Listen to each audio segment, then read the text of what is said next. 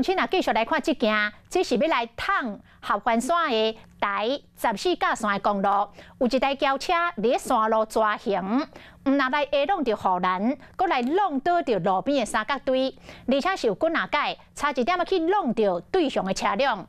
到上尾啊一界是大来弄着护栏，这个车才停落来。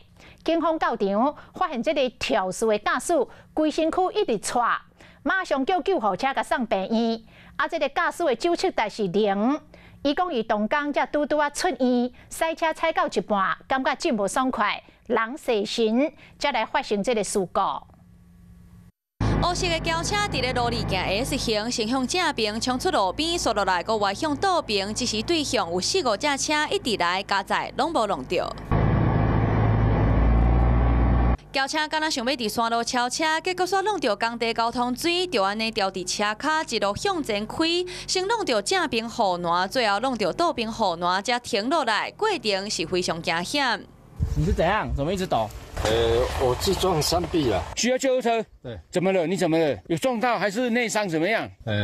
撞到。警方接到报案到场，肇事的王姓驾驶一直皮喘，伊讲家己才为病院出院，赛车到一半身体无爽快，精神嘛歹，才会弄护栏。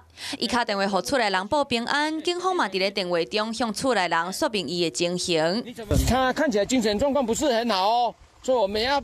好，帮他叫救护车去埔里荣民医院。疑似因为身体不适，车辆擦撞山壁及护栏。警方获报后派员前往，并通知救护车到场。经检测，肇事当事人酒测值为0。因为第14架是要去合欢山的主要路线，后来期间车真多，加在轿车行驶的过程中无弄到其他的车。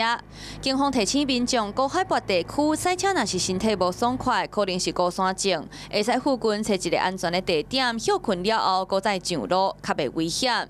Hello， 我是林仙怡。想要抢先掌握最及时的新闻资讯吗？赶快订阅、按赞、开启小铃铛，锁定华视新闻 YouTube 频道。